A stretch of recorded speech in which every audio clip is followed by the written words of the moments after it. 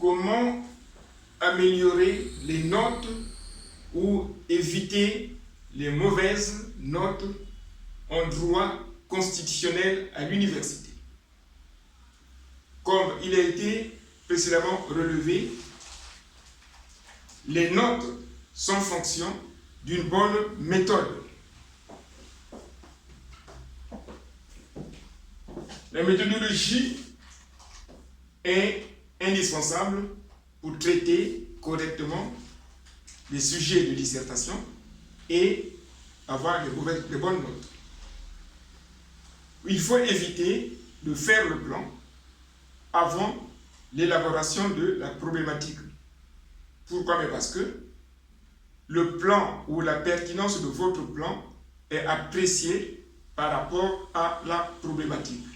Lorsque la problématique est mal formulée, vous allez avoir un plan qui n'est pas pertinent et qui n'est pas cohérent, et cela devient un facteur d'exposition aux mauvaises notes.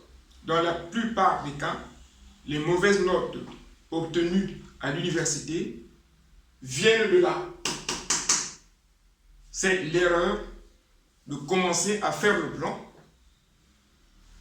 les deux parties et le sous-partie, et une fois que ce travail est fini, certains passent directement à la rédaction de l'introduction, et c'est à la fin de la rédaction de leur introduction qu'il ou qu'elle formule le plan.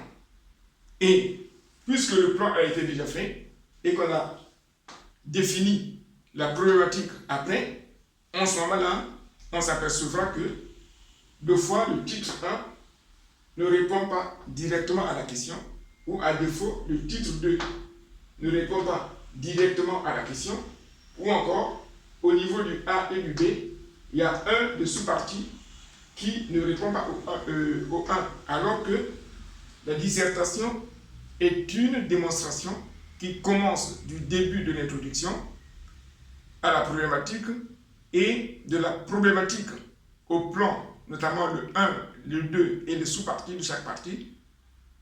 C'est une poursuite de la démonstration. Mais lorsque vous avez élaboré votre plan sans problématique, en ce moment-là, qu'est-ce qui va se passer? On s'apercevra que certaines de vos parties ou de vos sous-parties ne sont pas liées par une logique progressive de démonstration. Cela vous expose aux mauvaises notes. La première cause d'exposition aux mauvaises notes en faculté de droit est celle-là. Donc, le plan est le travail, la problématique est la première action à mobiliser lorsqu'il est demandé de faire une dissertation. La seconde tâche consiste à vérifier la pertinence de cette problématique par rapport au cours que vous avez reçu de votre professeur et avec les explications de votre chargé de travaux dirigés. C'est la raison pour laquelle on vous donne un cours. Le cours est un élément de législation et de doctrine et de jurisprudence. Donc, par les éléments législatifs, les éléments de doctrine et les éléments de jurisprudence, vous avez dans votre cours une partie des principes, une partie des limites ou des exceptions. C'est dans ces éléments de doctrine, de jurisprudence et législatif que vous avez également les conditions d'application et les effets de ces principes ou de ces règles. C'est la raison donc pour laquelle c'est à partir de ces éléments qu'on doit maintenant identifier la problématique en ce qui concerne la dissertation. Pour les autres types d'exercices, notamment le commentaire d'arrêt, ça sera le problème de droit. La trame d'étudier le cours est la même. Maintenant, je vais essayer d'expliquer le plan par rapport à la problématique et je veux partir d'une introduction puisque pour établir la pertinence de la cohérence du plan, il faut partir d'une introduction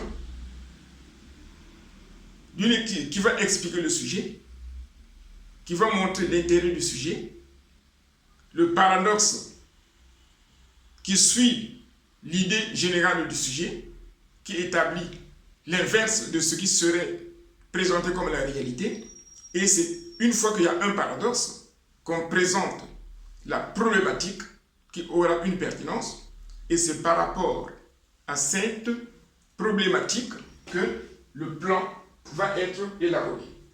Dans la méthodologie que nous avons vue, et que vous avez déjà également vue, au niveau des lycées, si vous prenez les annales des lycées, notamment de philosophie ou de sciences économiques et sociales, vous regardez les parties, les corrigés, vous allez voir qu'au niveau de la méthodologie, on vous dit souvent qu'on a la possibilité de commencer par une citation qui va nous conduire au sujet. C'est ce que je vais essayer de faire dans ce sujet. Sujet, droit constitutionnel et droits fondamentaux. Nous avons deux mots-clés. Le premier mot, droit constitutionnel. Ici, le terme droit est au singulier, alors que ici, droits fondamentaux, ici, c'est au pluriel. Ici, le terme droit constitutionnel ou droit désigne la discipline. Ici, c'est l'ensemble des prérogatives ou des privilèges qui sont reconnus aux individus. Alors, donc, je vais commencer mon introduction par une citation avec un mot de liaison. Les droits fondamentaux ont toujours été un sujet de préoccupation au niveau de la doctrine et de la jurisprudence. L'article 16 de la Déclaration universelle des droits de l'homme et des citoyens de 1789 énonce que toute société dans laquelle la garantie des droits n'est pas assurée ni la séparation des pouvoirs proclamée n'a point de constitution. La Constitution est donc perçue par la doctrine comme étant le cadre juridique qui énonce les droits fondamentaux reconnus aux individus et qui en assure la protection. C'est ce que dit la doctrine. Or, dans la plupart des cas, il a été donné de constater que certains citoyens sont convoqués devant les tribunaux alors que ces derniers ont exercé leur liberté d'opinion ou leur liberté d'expression. D'autres ont été frappés par les services de police pendant les manifestations. Devant l'intérêt juridique, théorique et pratique du sujet, la question peut se poser de savoir si on peut reconnaître à la Constitution un pouvoir protecteur des droits fondamentaux. Autrement dit, peut-on reconnaître à la Constitution un pouvoir protecteur des droits fondamentaux? Voilà la problématique qui peut être retenue pour traiter ce sujet. Donc, nous allons répondre à cette question par deux axes ou deux idées. Le grand 1, la consécration des droits fondamentaux protégés par la Constitution. La consécration des droits fondamentaux protégés par la Constitution. On constate que le mot Constitution est dans le grand 1, le mot droits fondamentaux du sujet est dans le grand 1. Donc le grand 1 nous informe que les droits fondamentaux des citoyens sont consacrés et protégés par la Constitution. Donc ce grand 1 répond à la question soulevée par la problématique et démontre le 1. On passe au grand B, l'existence des mécanismes constitutionnels de protection des droits fondamentaux. Donc ici, le grand 2 nous informe que la Constitution a mis en place des mécanismes de protection de ce droit qui existe, donc l'existence des mécanismes constitutionnels de protection des droits fondamentaux. Donc c'est ce que nous allons maintenant expliquer. Est-ce que le grand B démontre le titre du grand 1 et est-ce qu'il répond à la problématique? À mon sens, c'est oui. Maintenant, vous qui suivez la vidéo, vous allez regarder et vous allez dire si oui ou non. Est-ce que ces sous-parties ne démontrent pas le 1? Est-ce que le 1 ne répond pas à la problématique? Vous dites ce que vous pensez dans les commentaires. Maintenant, je vais expliquer le grand A, en quoi la Constitution consacre les droits fondamentaux. Mais quand on prend la Constitution, déjà l'article 16 nous le dit que c'est la Constitution qui consacre les droits fondamentaux reconnus aux individus et c'est également la Constitution qui consacre le principe de la séparation des pouvoirs. Quand on prend les articles 34 et 37 de la Constitution, mais ces articles consacrent le principe de la séparation des pouvoirs. Les matières autres que celles relevant du domaine du pouvoir législatif sont du domaine du pouvoir réglementaire. C'est ce que disent les articles 34 et 37. Donc les articles 34 et 37 de la Constitution retiennent un certain nombre de matières qui relèvent du pouvoir législatif. Si on veut prendre des normes juridiques, cela ne doit se faire qu'au niveau du Parlement. Le gouvernement ne peut pas intervenir dans ces disciplines ou dans ces matières. D'autres matières sont du domaine du pouvoir réglementaire. Donc, cette séparation des pouvoirs permet d'éviter des abus et des atteintes aux droits. L'autre mécanisme, toujours au niveau du grand A, c'est que c'est la Constitution qui énonce, qui reconnaît aux individus l'existence de certains droits et ces droits sont également protégés par la Constitution. On va prendre quelques exemples des droits fondamentaux. La liberté d'opinion, la liberté d'expression, la liberté de réunion, la liberté d'entreprendre, le droit à une vie familiale, qu'on appelle également le regroupement familial pour le cas des étrangers qui vont se marier, des étrangers établis en France, qui vont se marier à l'étranger et vont demander un visa pour faire venir leurs époux ou leurs épouses en France, sur le fondement du regroupement familial. Le regroupement familial, c'est le droit à une vie familiale normale, donc le droit à la famille, c'est un droit fondamental prévu par la Constitution. Donc, le pouvoir réglementaire ne peut pas violer ce droit.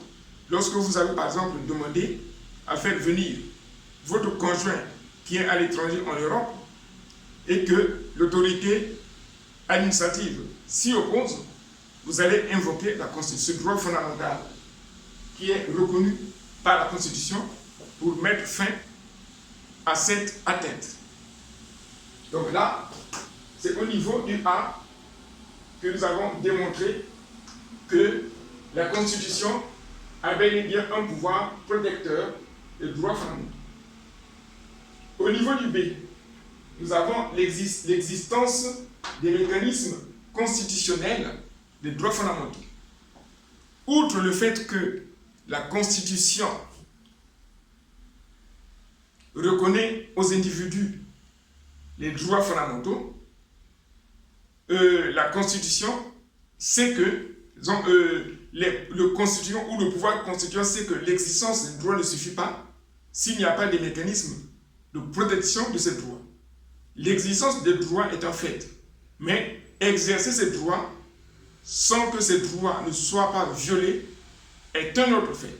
Donc, la Constitution a anticipé en mettant en place des mécanismes constitutionnels de protection des droits fondamentaux.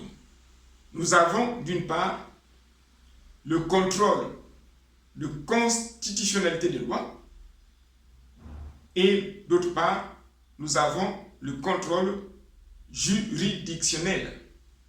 Donc, au niveau du contrôle de constitutionnalité des lois, c'est le premier mécanisme constitutionnel de protection des droits se passe au niveau de l'élaboration de la loi. Lorsque la loi est votée et que certains députés ou sénateurs estiment que certaines dispositions de la loi seraient contraires à la Constitution, ces autorités vont opérer la saisine du Conseil constitutionnel. Le Conseil constitutionnel va donc se prononcer sur la conformité ou la non-conformité de ces dispositions à la Constitution. Il y a deux hypothèses qui vont intervenir. Première hypothèse, les dispositions incriminées sont conformes à la Constitution et le Conseil constitutionnel va le préciser. Seconde hypothèse, ces dispositions sont contraires à la Constitution et le Conseil constitutionnel va les censurer. Par ce mécanisme, la Constitution protège les droits fondamentaux des citoyens, puisque si ces dispositions législatives n'étaient pas sanctionnées, le pouvoir exécutif allait s'en servir pour violer les droits fondamentaux. Donc là, le grand B démontre par le premier mécanisme que la Constitution protège les droits fondamentaux. Le second mécanisme, c'est la question prioritaire de constitutionnalité. Il peut arriver des hypothèses où la loi contient des dispositions contraires à la Constitution et les députés et les sénateurs n'ont pas saisi le Conseil constitutionnel. Pour quelle raison? Ça, personne ne le sait, mais tout le monde le sait que ça se passe. De fois, on a des lois qui ont des dispositions contraires à la Constitution. Et c'est la raison pour laquelle on a conçu la QPC. Si la QPC existe, ça veut dire que, deux fois, il y a des lois qui sont votées par le Parlement, mais pour lesquelles il n'y a pas eu un contrôle de constitutionnalité, quand bien même certaines de ces dispositions sont contraires à la Constitution. En ce moment-là, si le justiciable, au cours d'un litige, estime que la disposition législative à partir de laquelle elle va être condamnée est contraire à la Constitution, ce justiciable va exercer la question prioritaire de constitutionnalité qu'on appelle la QPC. C'est la procédure par laquelle le justiciable, par requête séparée, va demander au juge saisi de transmettre cette question au contrôle du Conseil constitutionnel. Lorsque le Conseil constitutionnel sera saisi et constate que la disposition législative qu'on veut appliquer au justiciable est contraire à la Constitution, le Conseil constitutionnel va surseoir, va dire qu'effectivement la disposition est contraire à la Constitution, mais cette disposition ne sera pas censurée. C'est uniquement son application qui sera suspendue pour le cas d'espèce. Donc le citoyen aura le bénéfice de ne pas être condamné à partir de cette disposition prévue par la Constitution. Par la question prioritaire de constitutionnalité, on démontre également que la Constitution a un pouvoir protecteur des droits fondamentaux. Donc c'était l'objet de la démonstration de la première partie en répondant à la question soulevée par la problématique.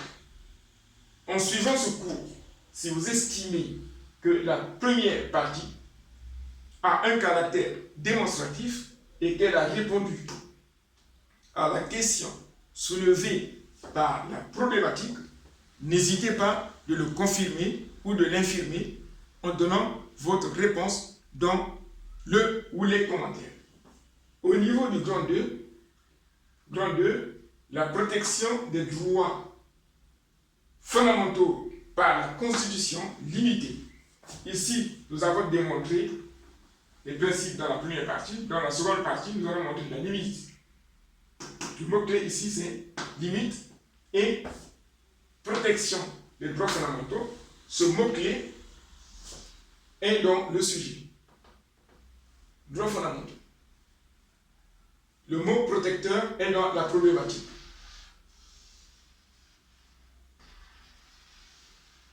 Donc, droits fondamentaux,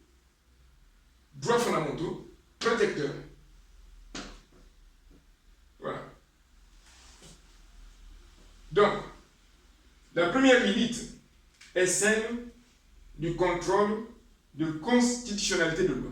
Ici, nous avons dit que, outre le fait que la Constitution a prévu des droits fondamentaux, mais la Constitution a également prévu des mécanismes constitutionnels de leur protection. Le premier mécanisme, ici dans la première partie, nous avons cité le contrôle de constitutionnalité de loi, mécanisme par lequel la Constitution protège les droits fondamentaux contre l'arbitraire de l'État. Au niveau des limites, on démontre que le contrôle de constitutionnalité de loi a des limites. Pourquoi? Parce que le droit de saisine du Conseil constitutionnel est limité à certains sénateurs et députés. Il n'y a que eux qui sont habilités à le faire. S'ils ne le font pas pour des raisons d'intérêt politique ou d'intérêt d'un groupe politique ou d'une formation politique, le Conseil constitutionnel ne sera pas saisi. Ça, c'est une réalité que la Constitution connaît. Voilà pourquoi elle a prévu la QPC. Donc, ça, c'est un élément des premières limites à ce niveau-là, au niveau du A. À partir du moment où ce n'est pas donné à tous les citoyens de saisir le Conseil constitutionnel, là, on démontre que malgré l'existence de la Constitution dans un pays, on peut toutefois être victime de violation des droits fondamentaux. La seconde limite est relative à la QPC, grand B, la question prioritaire de constitutionnalité QPC limitée aux atteintes émanant de la loi. La question prioritaire de constitutionnalité ne concerne que les lois et non les règlements. Or, la plupart des atteintes aux droits fondamentaux émanent du pouvoir exécutif à partir des règlements. Donc, lorsque, à partir des règlements, les droits fondamentaux sont méconnus, malheureusement, le justiciable en cours de procédure ne peut rien faire. Il ne peut pas engager la QPC parce que la QPC n'est pas recevable à l'encontre d'un règlement. Donc là également, on démontre que certes, la Constitution consacre et protège les droits fondamentaux, mais au niveau des mécanismes de protection, ces mécanismes sont limités. Donc rien ne protège totalement les citoyens contre l'arbitraire dans le cadre de l'exercice de leurs droits fondamentaux. Voilà à peu près comment il faudra traiter la dissertation. Donc, ce cours est destiné à donner aux étudiantes et étudiants la possibilité d'appréhender clairement la méthodologie de la dissertation en intégrant dans les études la logique de la démonstration afin d'être à l'abri des mauvaises notes. En partageant cette vidéo à un grand nombre, cela aiderait les étudiantes et étudiants d'accéder à l'information afin de pouvoir tirer profit de ce cours et de les aider à se protéger contre les risques de mauvaises notes. Un cours de 2 heures est proposé au public gratuitement et sans engagement dans le cadre de la finalité sociétale, ou des finalités sociales plutôt, de l'établissement Béric Enseignement, afin que un grand nombre d'étudiantes et étudiants accèdent aux bonnes notes et avoir un bon dossier universitaire qui va leur faciliter l'insertion dans le monde économique. Béric Enseignement vous remercie.